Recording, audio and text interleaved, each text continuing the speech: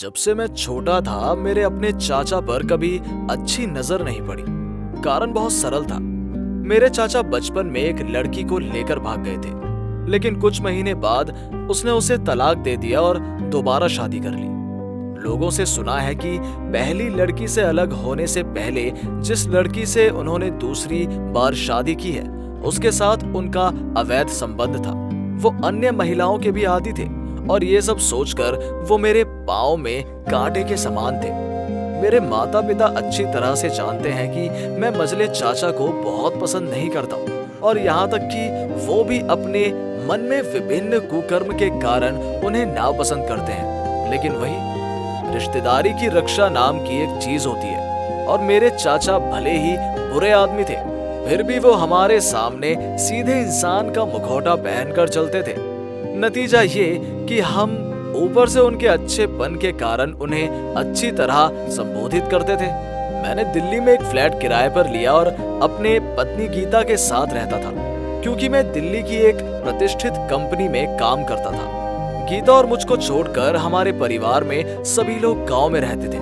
नतीजन जब गांव का कोई व्यक्ति बीमार पड़ता है या दिल्ली में किसी बड़े डॉक्टर को दिखाने की जरूरत होती है तो वो सभी कुछ समय के लिए जरूरी काम करने के बाद हमारे घर वापस चले जाते हैं। लेकिन दिन ब दिन मुझे इस तरह सबके घर आना जाना काफी परेशान करने लगा, क्योंकि मेरे और गीता के परिवार वालों के अलावा गांव से मेरे घर पर ऐसे रिश्तेदार आते हैं जिन्हें हमें कोई खतरा नहीं लगता, लेकिन मेरे आदरणीय पत्नी की वजह से उनके सामने इतनी झुंझलाहट व्यक्त करने की मेरी हिम्मत कभी नहीं हुई। मैं अपनी पत्नी गीता जैसी दयालु और देखभाल करने वाली लड़की शायद ही कभी देख सकता था। कभी कभी गीता इन घटनाओं से मेरा रूठा चेहरा देखकर बोलती है, सुनो, क्योंकि हम शहर में रहते हैं, अगर कोई खतरा या किसी जरूरत के लिए कोई हमारे पास आता है तो उसे निस्वार्थ से आश्रय देना चाहिए, अन्यथा विधाता हमसे नाखुश होंगे। गीता की ये सब बातें सुनकर उत्तर में कुछ कहने का अवसर ही नहीं मिलता, क्योंकि जहाँ घर की महिला इतनी शांत मन में आश्रय की भूमिका निभा रही है, घर के मालिक के पास कहने के लिए कुछ नहीं है, क्योंकि सारी परेशानी गीता के साथ है। अचानक उस दिन मेरे पिताजी ने फोन किया और कहा, सुनो, तुम्हारे चाचा कुछ देर तुम्हारे घर रुकेंगे, डॉक्टर के पास जाएंगे, तुम फिर कुछ मत कहना। मैंने मन ही मन चिंता के साथ कहा, चाची उनके साथ नहीं आएंगी? नहीं, घर में बहुत काम है इसलिए वो नहीं जा सकती। पापा की बात पे इस बार मैंने थोड़ा उत्तेजित होकर कहा, आप जानते हैं कि जब मैं ऑफिस जाता हूँ तो गीता घर में अकेली रहती है, लेकिन आप चाचा को मेरे घर अकेले आने के लिए कैसे कह सकते हैं? पापा ने थोड़ा डांटते हुए कहा, आप एक असभ्य व्यक्ति की तरह क्यों बात कर रहे हैं? वो आपके चाचा हैं, ये तुम भूल गए क्या? वो तुम्हारी पत्नी के साथ क्या करेगा? पापा की बात सुनकर मैं थोड़ा शर्मिंदा हुआ, फिर भी अपने पिता के मुंह पर एक और शब्द कहे बिना फोन रख दिया। गीता ने फोन छोड़ते ही कहा, कौन आने वाले हैं? हट, अच्छा नहीं लगता। अब चाचा हमारे यहाँ आएंगे।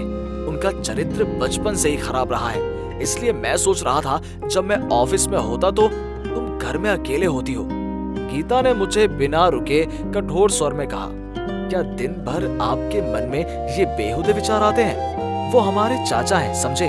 और कितने लोग यहाँ अपने जरूरतों के लिए शरण लेने आते हैं, और अब अगर आप अपने चाचा को लौटा देते हो तो आप जानते हैं कि कितनी बातें होंगी। स्वाभाविक रूप से मैं गीता की बातों से चुप हो गया, क्योंकि गीता ने कोई बुरी बात नहीं कही थी। ठीक 3 दिन बाद मेरे चाचा हमारे घर आए। हालांकि वो गांव से बहुत सारे फल, दाल चावल या चिकन लेकर हमारे घर आए थे, लेकिन मैंने उसे बिल्कुल भी ध्यान नहीं दिया।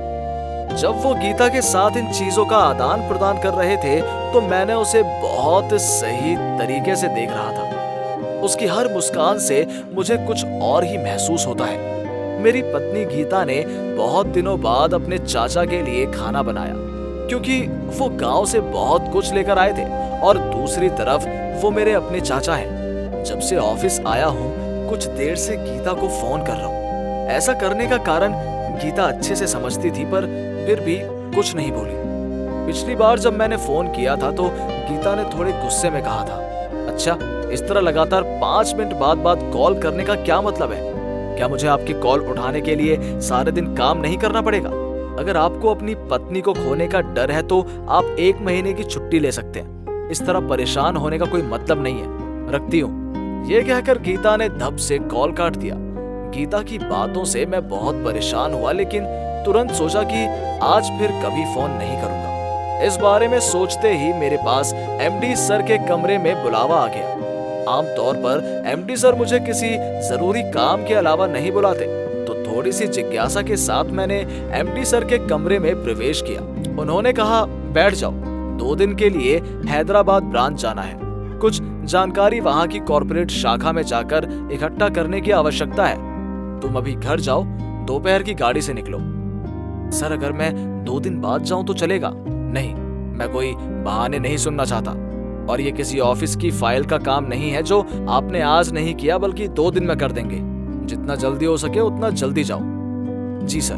मैं एमडी सर के कमरे से बाहर आते ही मन उन्हें गालियां देने लगा।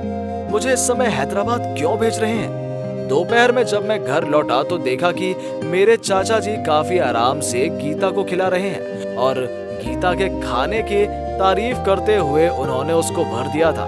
गीता भी उनकी तरफ से ऐसी प्रशंसा सुनकर उनकी थाली में अधिक से अधिक मछली डाल रही थी। बात मुझे काफी परेशान करने लग रही थी, लेकिन मैंने कुछ नहीं कहा। मुझे देखकर गीता थोड़ी हैरान हुई और पूछा, अरे इतनी जल्दी चले आए?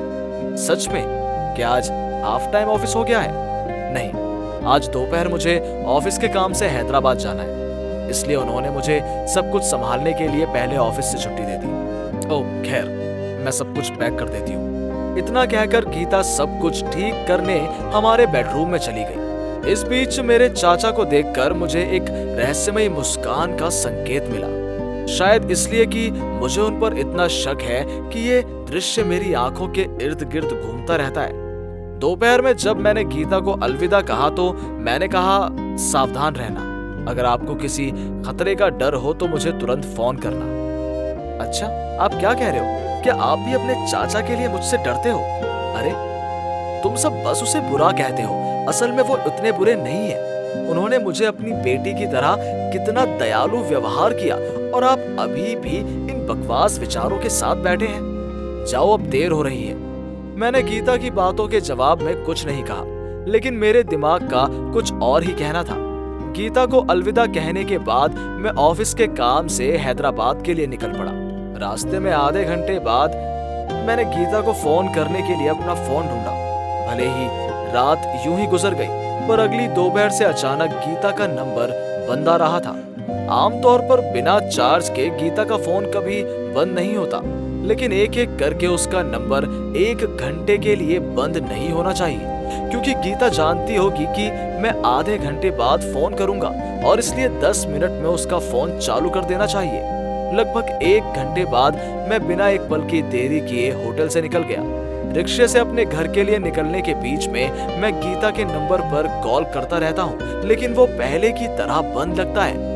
10 मिनट के भीतर घर पहुंचते ही रिक्शे वाले को 20 रुपए देकर मेरे फ्लैट के दरवाजे पर आ गया, और मुझे अंदर से कुछ तोड़ फोड़ की आवाज सुनाई दी।